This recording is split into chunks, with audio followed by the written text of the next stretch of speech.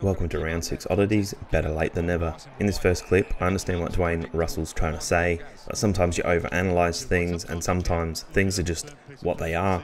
This is just an interesting anecdote.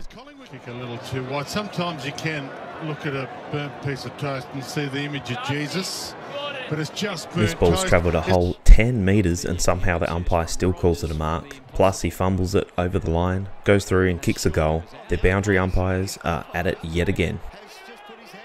I think you're a non-dominant. Pretty good. Oh, we like the look of that. Off the left boot. Of Jed Walter, that boundary umpire. He could not be more perfectly positioned.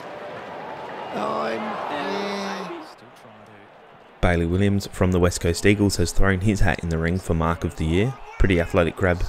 Unfortunately, he follows up by missing the goal, but the mark was extremely solid. Look at this. Yeah, Jackson's in the box seat and Williams, look at that for a leap in the hands. Bobby Hill almost kicked goal of the year from the boundary, but Jace Burgoyne says no. He danced inside, he danced outside, he couldn't from there. That is a freak show if that's true.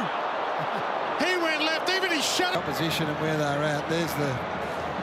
Who in their right mind does that? That's nearly home. We're so close to being home. Didn't even have to stand. After Port Adelaide kick it in, Lockie Jones takes the mark and he's going to handball it to Kane Farrell and he just completely misses him by 2 metres. In the end, Jamie Elliott's not able to clean up and kick a goal, but that could have cost your team very much. Coach killer.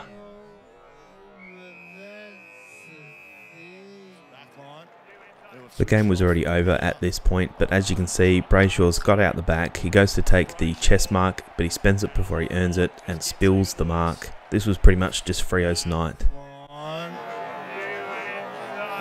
Switched off now. Connor McDonald takes a mark inside the forward 50 and Newen from North Melbourne holds him up. You can see what he's trying to do here. He's stopping the handball over the top for the goal. I felt like he held on way too long. I thought it should have been a 50-metre penalty for me. But well done to the young defender because in the end Connor McDonald takes a shot at goal and he misses.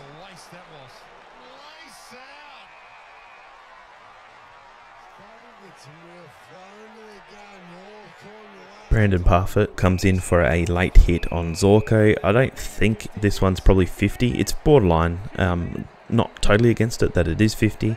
And in the end, as Zorko starts to run, Hawkins runs in front of him and just stops right in front of Zorko. He tries to play it off Hawkins and says that he didn't mean to do it or he ran into the back of him. But you just got to clear the area. Ends up with a 100-metre penalty.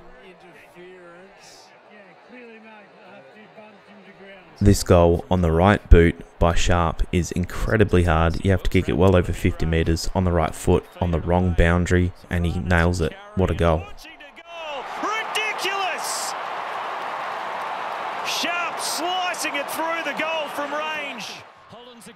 If Harry Mackay was probably 1 second later, the umpire would have called play on and he tackled Buckley. But because the umpire hadn't quite called play on yet, it was a 50-metre penalty. Sometimes you see these let go. I've seen umpires say reset because it's sort of a play on, but it's also the umpire hasn't told him. At least this umpire has made the decision and actually paid the free kick, the 50-metre penalty.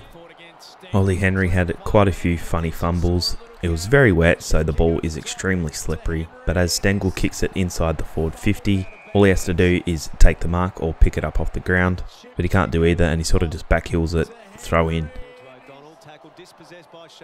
Well done to Jones. As you know, Brad Hill is a smooth operator, but he put enough pressure on him to force the kick out wide. Probably a defensive play that doesn't get noted enough is just the defensive pressure. Put enough pressure on the kick so he didn't get a smother that Brad Hill stuffed the kick up. So well done to Jones.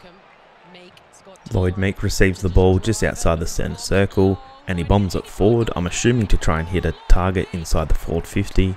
Gets over the back of everyone and just goes through for an 85-metre goal. Do you think Elijah Hollands has kicked this on purpose?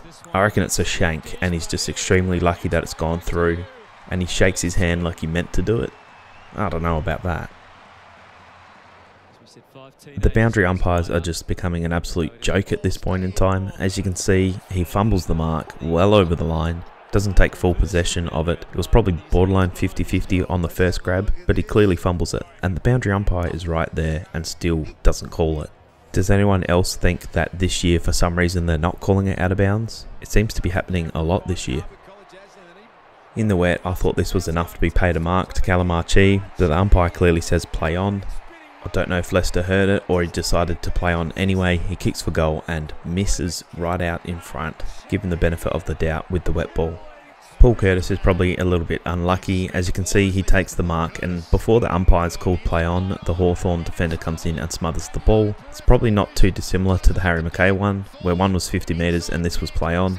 In my opinion, I thought the umpire handled this one pretty poorly. To Paul Curtis. Good idea. He played on. Into trouble. I know there's a huge amount of hype for this young man, but Harley Reid really stood up in the Western Derby. And just take a look at this mark. He read it best, better than anyone in that pack, and he comes in with a really solid mark. After Holman takes a solid mark, he goes back for a set shot at goal and he hits the post, and it zooms into Albanese and you can just hear the crowd start to boo him. You can just see they're probably saying, how did he miss that? Albo looks a little lost, to be honest.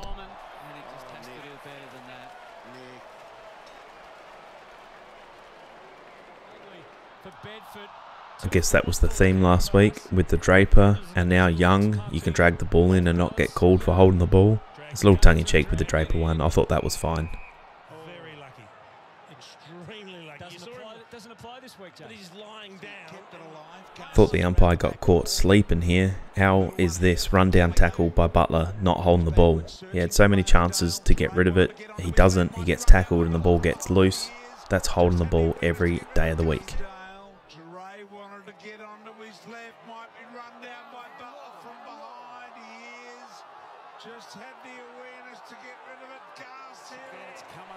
Dane Zorko's got the ball just inside their defensive 50, and you can see that he goes to play on to run around his defender and then goes to kick the ball, decides he changes his mind and then just fumbles the ball in the wet. Luckily it didn't end up costing his team a goal, but the Lions lost anyway. I thought this was another funny example of Ollie Henry just having no idea where he is, as he's chasing Harris Andrews to try and get the ball to go in for a goal, or I guess force the umpire to make a terrible decision. He actually just runs flat out into the post. I thought that was pretty funny. Can he get a boot to it? No, Andrews takes it through. Again, a massive thank you to all the supporters of the channel. The elite members are Beeps, Big Mac Jon, Kanga, Roo, Shaun Dux and Flex. If you would like to make this list, please consider joining as a member, and I'll see you in the next video. Thanks for watching.